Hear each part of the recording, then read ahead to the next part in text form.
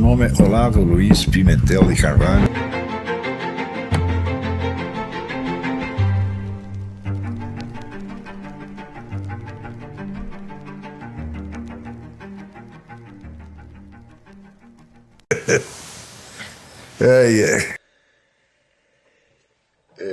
Todo mundo sabe que Karl Marx tem uma dívida enorme com Georg Friedrich Hegel. Né, certo? Então,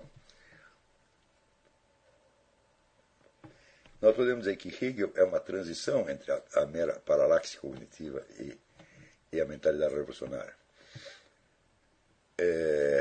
Hegel descreve a estrutura da realidade como sendo composta de um treco que ele denomina espírito, Geist, que nós não sabemos exatamente o que é. E esse espírito, ele se realiza, ele se manifesta, né, através da criação da natureza. Mas ele coloca a natureza como negação dele próprio. Então, o ser inicialmente aparece apenas como, vamos dizer, um conceito compacto, conceito abstrato. Ele vai se tornar concreto através da realização da natureza. Essa realização da natureza começa, portanto, pela negação do próprio ser. O ser cria uma espécie de um seu oposto. Esse ser que é puro espírito cria o seu oposto, que é a natureza física. Tá certo? E, ao fazer isso, ele se aliena nela. Então, existe uma divisão, um conflito entre espírito e natureza. Esse conflito perpassa toda, vamos dizer, a história humana e se manifesta, vamos dizer, nas várias formas humanas de alienação, do que ele chama alienação. Aí parou a transmissão, hein? Então, é preciso ver que Hegel observa que o ser, antes de se determinar mediante a criação da natureza, o ser tomado enquanto indeterminado é idêntico ao nada, diz ele. Portanto, não adianta você perguntar o que é o ser, o que é o tal do espírito, exceto olhando através da sua manifestação concreta na natureza, que é uma manifestação ao mesmo tempo opositiva. Só que é o seguinte, para que o espírito se determine de alguma maneira, seja mediante a criação da natureza ou qualquer outra maneira, ele tem que ter o poder de se determinar. E se ele tem o poder de se determinar, então ele não pode ser idêntico ao nada, porque o nada não pode se determinar de maneira alguma, o nada faz. Então você vê que esse princípio fundamental da filosofia de Hegel, né, já marca ou que seria um lapso lógico monstruoso, talvez o maior da história da filosofia, tá certo? Ou alguma sacanagem embutida.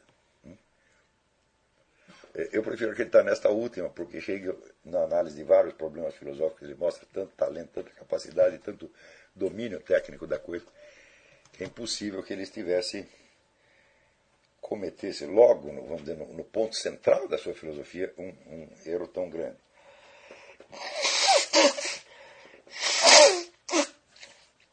Você vê que ali o intuito desta frase é reduzir o ser ou o espírito à sua manifestação. Quer dizer, a manifestação do espírito na natureza faz com que ele passe do nada à existência mediante um ato de autodeterminação. Isto é claro que é autocontraditório, claro que é absurdo, tá certo? Mas é assim que ele diz, né? E a filosofia de Hegel começa a ficar interessante quando ele vai descrevendo o processo histórico, né, da humanidade como uma sucessão de etapas da manifestação do espírito. Aí aquilo que era um absurdo começa a adquirir uma certa verossimilhança. Porque a ideia de que tudo o que aconteceu na história manifesta um espírito que, de certo modo, transcende tudo isso, bom, é um método perfeito, aliás, é o único que existe. Se você busca investigar o sentido de alguma coisa, você está apontando, né, se você fala no sentido da história, o sentido da existência humana, um sentido de uma coisa nunca pode se esgotar nela mesma. Quer dizer, o significado de um signo nunca pode ser o próprio signo, sempre tem que ser alguma outra coisa que o transcende.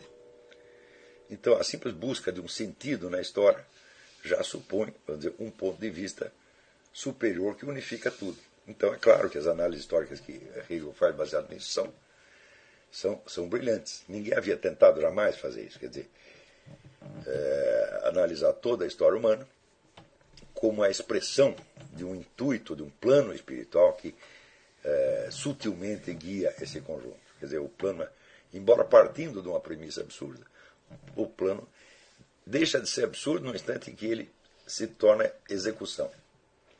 Tá certo? Quer dizer, essa premissa que Hegel adotou, ela é de fato desnecessária para o conjunto. Quer dizer, o sistema se manteria mais ou menos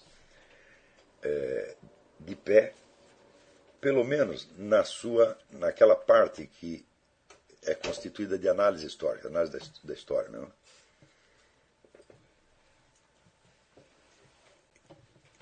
No entanto, ele diz que o estado de alienação que os seres humanos vivem, afastados de si mesmos, é apenas um sinal, uma derivação local da alienação do próprio espírito. O espírito se aliena ao criar a natureza. E somente quando o processo todo está completo, né, aí você tem o quê? A negação da negação.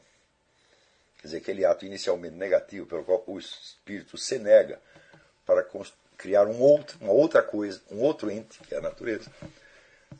Aí então é tudo reintegrado no espírito, né, e volta a reinar a identidade do ser consigo mesmo.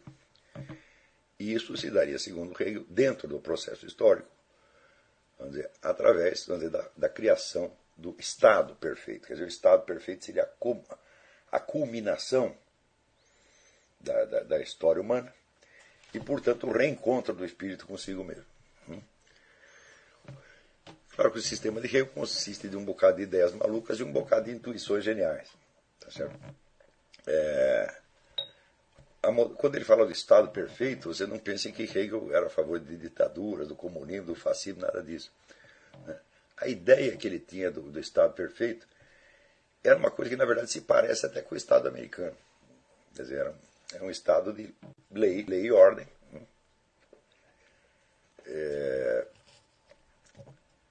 Seria o Estado leigo democrático, moderno. Muito bem.